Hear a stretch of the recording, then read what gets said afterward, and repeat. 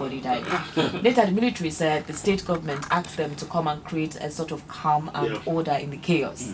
Eventually, the military says they're not the ones who sent their men there. There's some people wearing military uniform. After the General Federation. All this different stories, precisely. Why that? A series of embarrassments. It's really embarrassing. If you want to put it in that perspective, and that's why an international criminal court, according to the prosecutor Fatou Bensouda, has said that a probe is indeed necessary. A probe is ordinary. Let me just make it clear. An ICC probe into an affair anywhere in the world where members have signed to the Rome Convention is ordinary. It's just let's know what happened there. The real issue starts when the ICC, as a matter of its responsibility, orders an investigation into what happened.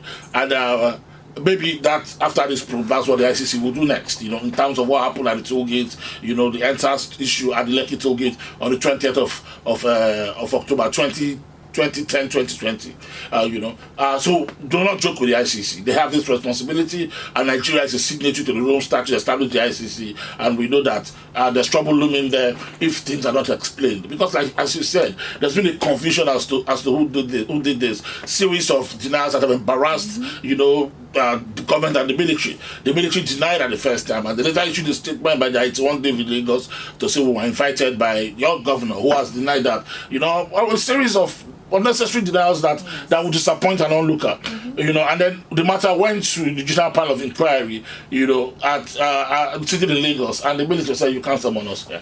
It just appears like they're joking with the matter of 2010, 2020, as if nothing happened, and it's very hard to defend the fact that nothing happened.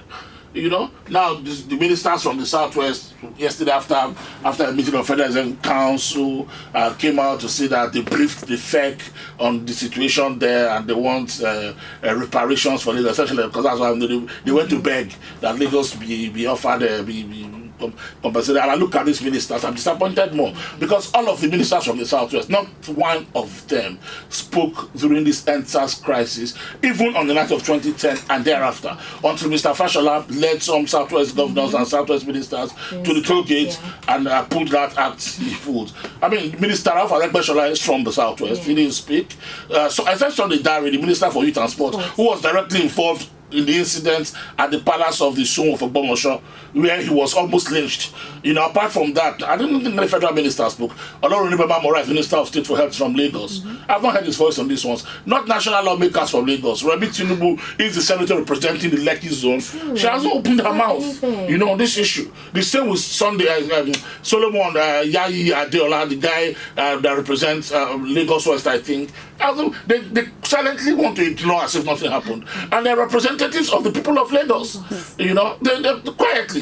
I mean, look at the stunt Governor Fashola, former Governor Fashola pulled. You think that you have more opinion on this matter, given that he's been former governor of Lagos for 8 years, he's a federal minister, and probably has the ears of the powers that be at the Asoro. You think that you have more opinion on this, but he's been quiet, except pull that app that had made him his con. Of social media, So when I look at the entire matter, I try to build a sense out of it. I just find out that I can't. I really cannot build a sense of it. Especially because of, again, the position the government has taken around the NSAS. We know now, for instance, that accounts of people who took part in the NSAS have been frozen. And I've heard that some people have been prevented from traveling. In fact, there's talk of a no-fly list. I mean, you don't say the matter is small, and then it has all these big implications.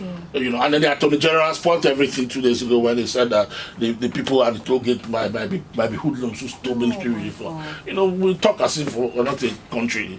At the end of the day, Esther, my heart goes out to the people who lost their lives at the Lekki toll gate. I do not want to say their lives have been wasted, because it appears that Nigerians will remember. Yeah.